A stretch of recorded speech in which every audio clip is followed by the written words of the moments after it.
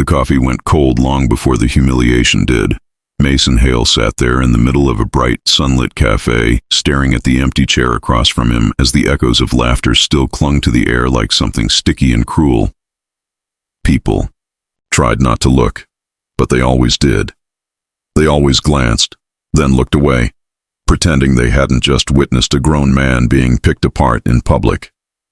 The date had lasted exactly 11 minutes, but the damage felt like it would last a lifetime. She had laughed at his shoes first, then his job, then the fact that he had a 6-year-old son. By the time she stood up, rolling her eyes and muttering something about low standards, Mason had already shrunk into himself, wishing he could disappear into the sunlight pooling across the tiled floor. If you believe in kindness, second. Chances and stories where broken people find unexpected hope. Take a moment right now to like, comment, share, and subscribe to the channel Home with Dad. Your support helps stories like this reach more hearts. Mason didn't leave right away. He couldn't. Something about walking out too quickly would make it even more real, more final. So he sat there, hands wrapped around a cup he hadn't touched, replaying every second in his mind like a punishment he couldn't stop. He had tried. That was the worst part. He had ironed his shirt twice. He had practiced smiling in the mirror that morning while his son, Rowan, giggled in the background, telling him he looked weird but nice. Rowan. The thought of him made Mason's chest tighten in a completely different way. Not pain, not shame, something softer, something worth holding on to. Mason had been a single dad for 3 years now, ever since the accident that had taken Rowan's mother in a way that still didn't feel real even after all this time. Life had not gently reshaped itself after that. It had shattered, leaving him to pick up the pieces while raising a child who asked questions he sometimes didn't know how to answer. Every day was a quiet battle, morning routines that started before sunrise, packing lunches, walking Rowan to school before rushing to his job at a small repair shop where he fixed things other people had given up on. Evenings filled with homework, simple dinners, and stories before bed. There was no room for mistakes, no time for self-pity, and yet somehow today had been his attempt at something more. At maybe finding companionship, at not being alone all the time. It had backfired spectacularly. When Mason finally stood up, the chair scraped against the floor louder than he intended. He left cash on the table, more than enough to cover the untouched coffee, and walked out into the warmth of the afternoon. The sun felt almost mocking in its brightness, as if the world had no idea what had just happened inside him. The walk home felt longer than usual. Every step carried the weight of doubt. Maybe she had been right. Maybe he was foolish to think anyone would want a life like his, a man with no savings, no fancy job, and a child who depended on him for everything. The time he reached the small house he rented on the edge of the neighborhood, the silence greeted him like an old friend. It wasn't a comforting silence. It was the kind that reminded you of everything missing. Rowan wasn't home yet. He would be at the after-school program for another hour. That gave Mason time to sit with his thoughts, though he wasn't sure. He wanted to. He dropped his keys on the counter and leaned against it, closing his eyes. For a moment, the mask slipped. The strong, dependable father faded, and what remained was just a tired man who didn't know if he was enough.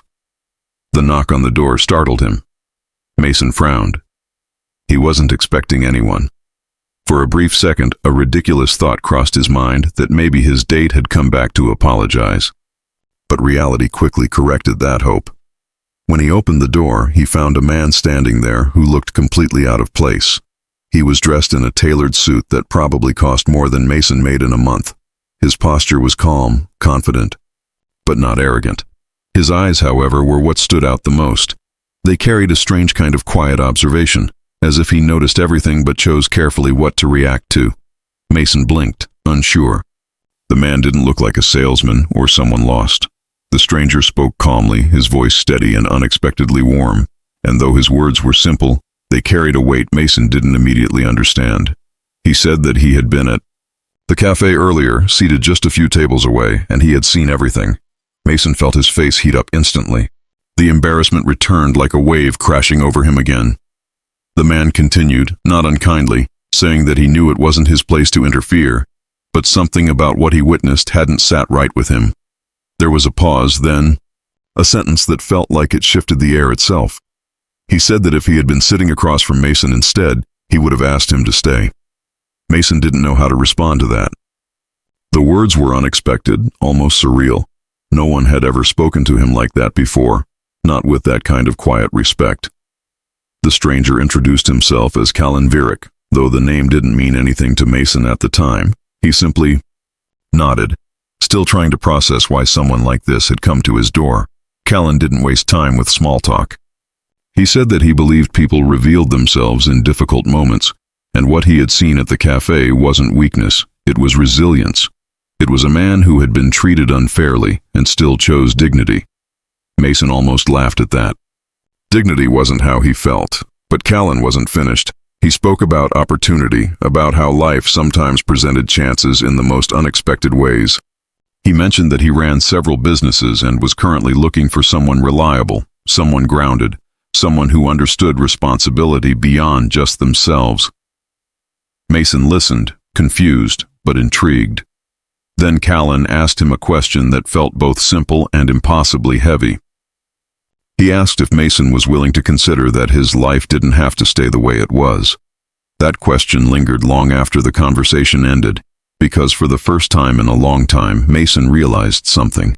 He had been surviving. But maybe, just maybe, he was allowed to want more. The days that followed didn't transform overnight into something magical. Life didn't suddenly become easier, and Mason didn't wake up the next morning as a different person. But something subtle had changed. Something quiet, like a small crack in a wall that had been standing for too long.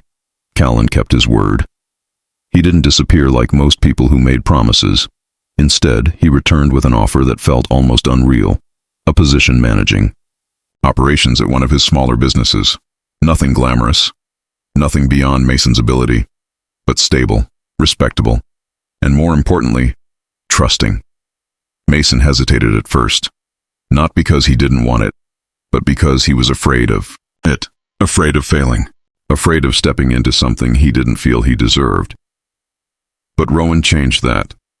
That night, as Mason tucked him into bed, Rowan looked up at him with that same innocent sincerity he always had, and said that he liked seeing his dad smile more.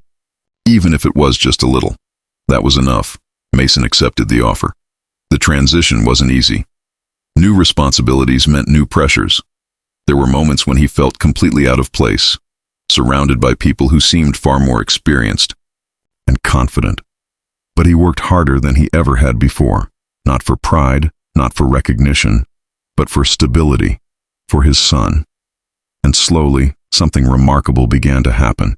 People noticed, not in a loud, celebratory way, but in small, meaningful ways. A nod of approval, a quiet thank you, a task entrusted to him without hesitation. Callan noticed too, though he never made a spectacle of it. He simply continued to offer guidance when needed, always with that same calm presence that had first drawn Mason out of his lowest moment. Months passed. The house felt different now, still modest, still simple, but lighter somehow. Laughter came more easily. Even the silence didn't feel as heavy. Mason wasn't the same man who had sat in that cafe months ago, shrinking under someone else's judgment. He still carried scars. He still had doubts. But they no longer defined him. One afternoon, while watching Rowan play in the yard under the bright warmth of the sun, Mason realized something that nearly brought him to tears. He hadn't just been given a second chance. He had taken it, and in doing so, he had built something real, something strong, something worth staying for. If this story has touched your heart, if you've ever felt broken but kept going anyway, take a moment to like, comment, and share your thoughts. Your engagement helps keep stories like this alive and reminds others they're not alone. And before we reach the end, here's a special request. Comment the word "stay" if you believe that even in the hardest moments, choosing to stay and keep going can change everything, because sometimes all it takes is one moment, one person, one unexpected voice saying something you didn't know you needed to hear, and sometimes that's enough to change a life forever.